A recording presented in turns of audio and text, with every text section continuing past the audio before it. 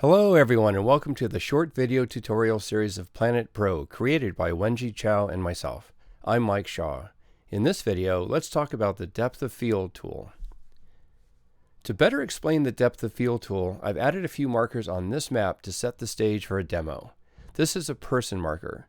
There's some flowers around them. Behind the person, there are two tree markers. Let's set the person as the scene location. I'll shoot from here, so I'll set it as the camera location. Now we'll switch to the depth of field tool. So when you change to the depth of field tool, you'll notice these circles appear on the map centered on the camera location. You're probably wondering what they mean, so let's take a guess. For each tool, the tool information area here shows the information about that tool. So we can see that f8 is the aperture, 50 millimeters is the focal length, and 40 feet is the focus distance. And here we have the words near and far, and these seem to be a distance measure as the units are feet. But first, let's guess what this bright green circle is, as you'll notice it passes through the scene location. Let's tap the focus distance value. The focus at the scene location radio button is selected. So a good guess would be that the middle bright green circle would show our focus distance of 40 feet. And we can verify that by going to the distance and view tool. And here it says 40 feet is the distance between the scene and the camera, so our guess is correct. The bright green circle is indeed the focus distance. And now that we figured that out, the other circles become easy to guess. We can see 29.83 feet as the near focus distance. That should be this inner light green circle. And the far focus distance of 60.69 feet is this outer light green circle. So putting it all together, this is what the depth of field information area means. If you take a photo from here, using these settings, and you focus on a person 40 feet away, this is the calculated depth of field. In other words, everything inside this green fan will be in focus, and it's pretty cool to be able to see this depth of field information visually on the map like this. So now we can simulate different settings and explore how they affect the depth of field calculations. Tap the aperture, and you can change the aperture setting. If we change it to f7.1, you notice that near and far distances change as well. But this pop-up blocks the map, which is a little annoying. So check this out. We added a new way to change the aperture in the latest release. You can press and hold on the aperture setting, and then you can use the slider on the bottom to change it. Just drag it, and you'll immediately notice the values in the circles changing above it. You can see the larger the aperture opening, the smaller the depth of field. And the smaller the aperture opening, the larger the depth of field. This also works with the focal length. You can tap to choose a focal length like this, but you can also press and hold, then use this slider to change it. As you can see, the longer the focal length, the smaller the depth of field.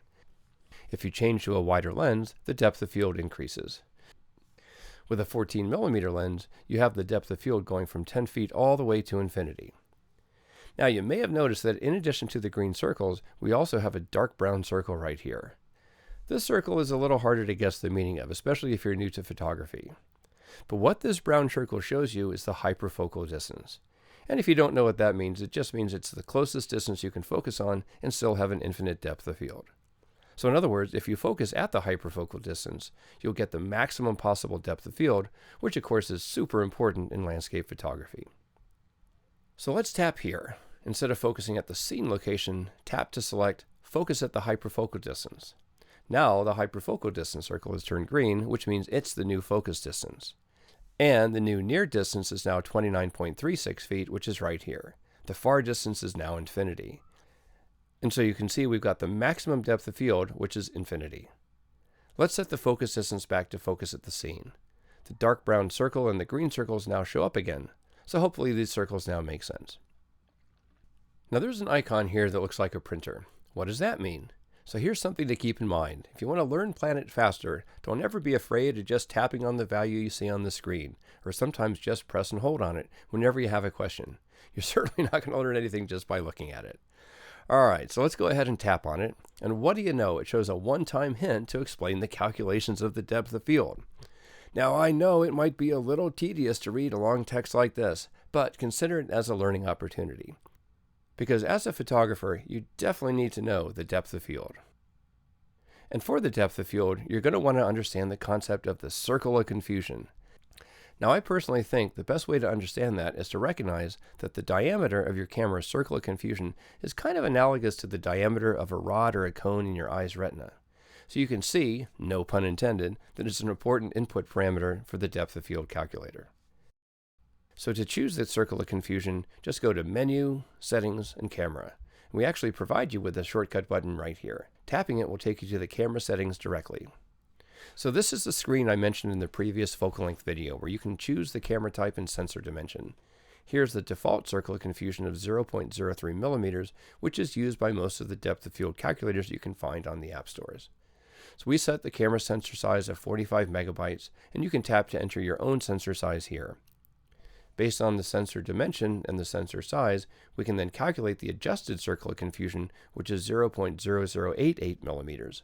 This is almost a quarter of the 0.03 millimeter value I mentioned before, which is quite a difference. So we can use this checkbox to determine which circle of confusion value to use. If this is checked, the adjusted circle of confusion is used. If unchecked, the default circle of confusion is used. If I uncheck it and then go back, the depth of field value is now quite different. To compare, this is when the large print option is checked, and this is when the large print option is unchecked. So you're probably wondering which one is correct. Well, there's no really right or wrong in this case. It simply depends on your requirements and your personal taste. So this result gives 11.98 feet here as the near focus distance. But that doesn't necessarily mean that if the subject is at 11.98 feet, they'll be very clear, but then if they're at 11.97 feet, they're suddenly blurry and unfocused. As a matter of fact, you probably wouldn't even notice any difference if they're just 0.01 feet apart. The change in focus is not a sudden thing, but it's very gradual. So when we say a subject is within the depth of field, that conclusion is based on a rather subjective benchmark depending on how you look at the photograph. So for example, if you only look at the photos on your phone or you print the photo in a 3 by 2 inch format, then you can feel free to uncheck this large print option. But on the other hand, if you plan on printing the photo in 30 by 20 inches or something large like that, then you should definitely check the large printing option to give yourself a higher standard for the depth of field. So now let's have a look at some real use cases to see how the depth of field works. We know that as we choose a longer focal length, that causes the depth of field to become smaller. In practical terms, a longer length is better at producing bokeh. You can demonstrate this by dragging the focal length slider back and forth and seeing the depth of field value change. But in this case, the focus distance remains the same, which means the person will appear bigger in a longer lens and smaller in a wider lens.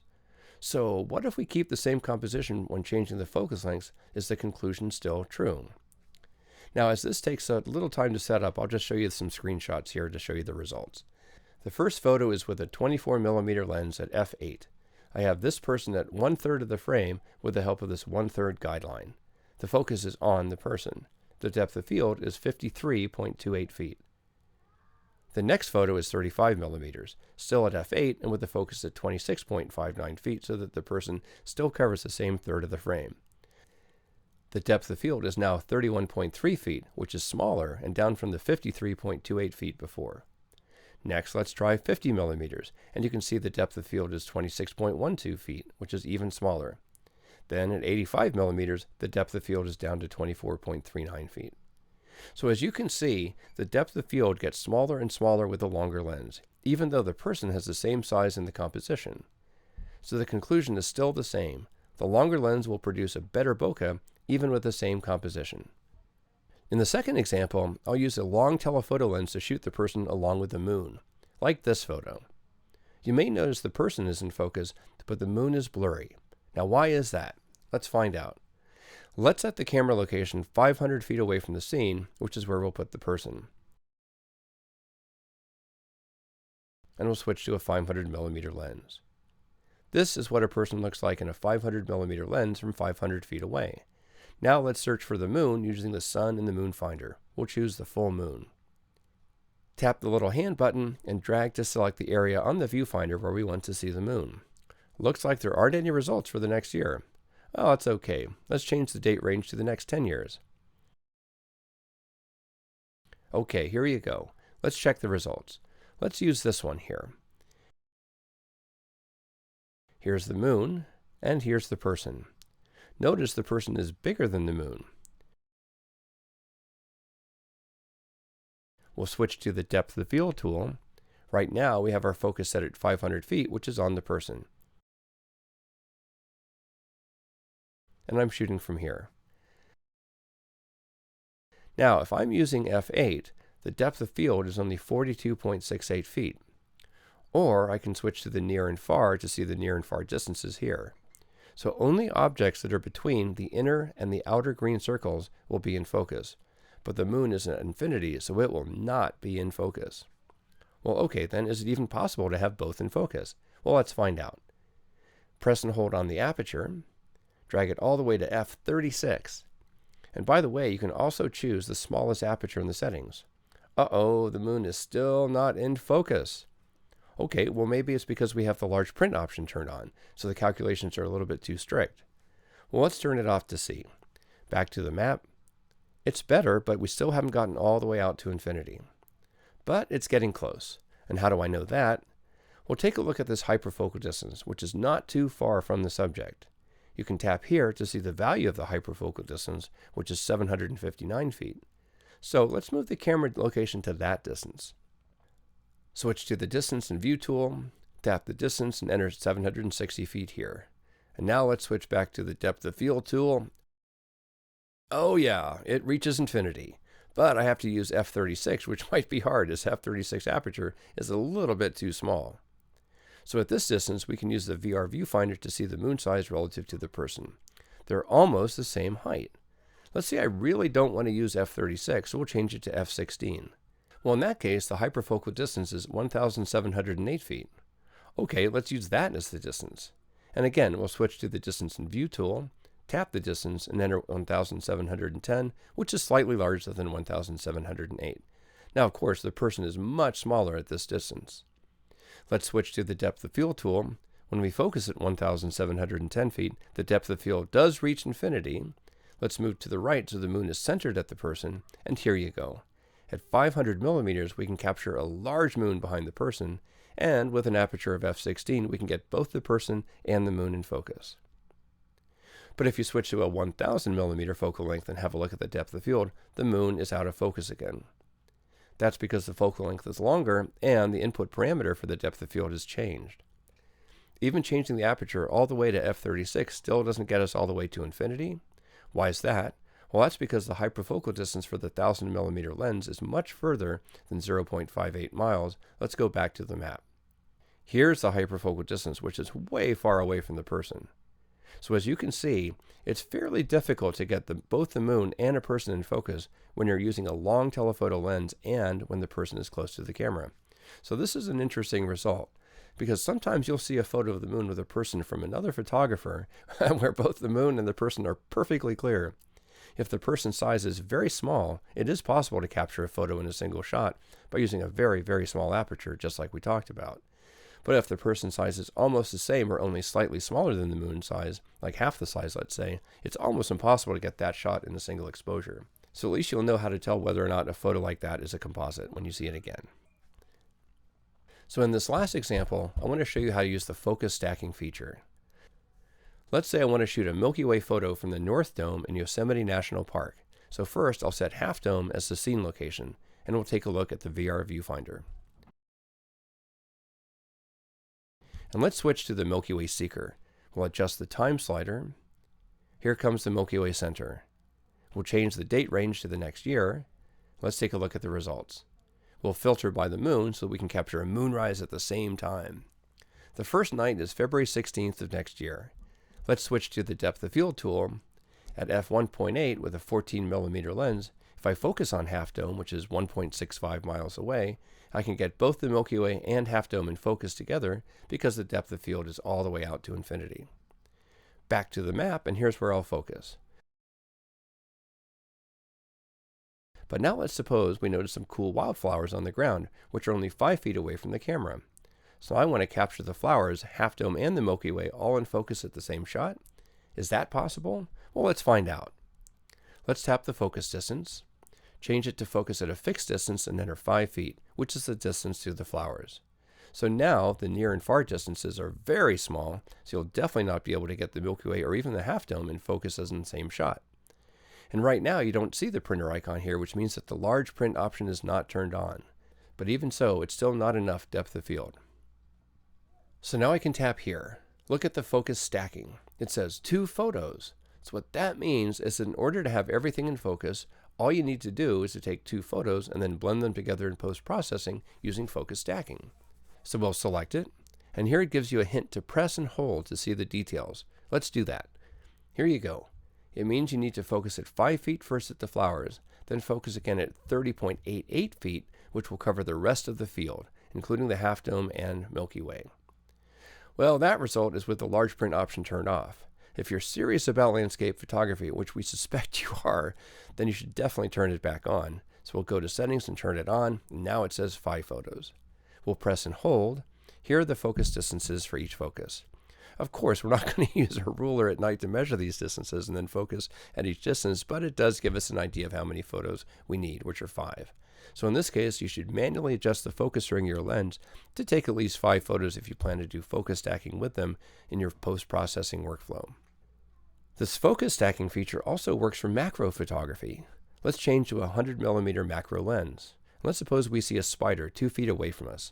If we set the focus distance to 2 feet, then with f1.8, we'll need 569 photos to get the spider in focus. Well, don't be scared by that number, as that's the number to cover the focus all the way to infinity, and we definitely don't need to do that. We'll press and hold. Let's say the spider is 1 inch in length, because it's a huge spider. So now, just look for the subject's depth value that is the same size as the spider. So here is 1.01 inch. And here's the number of photos required. We need 25 photos in order to capture the whole length of the spider. Now, of course, we're not going to use f1.8 for macro photography. Let's change it to f8. 129 photos. Press and hold. Here's 1.08 inches, which means I only need to take 7 photos to cover the whole spider. That's way better. And if the light conditions are good, you can even try f16. Then you only need 4 photos to cover the inch-long spider. So as you can see, the aperture has a big impact on the macro photography process. And that's why we often use a flash when taking macro photographs, so that we can use a small aperture. Well, okay, that's all for this video. Thanks for watching, and enjoy learning and using Planet.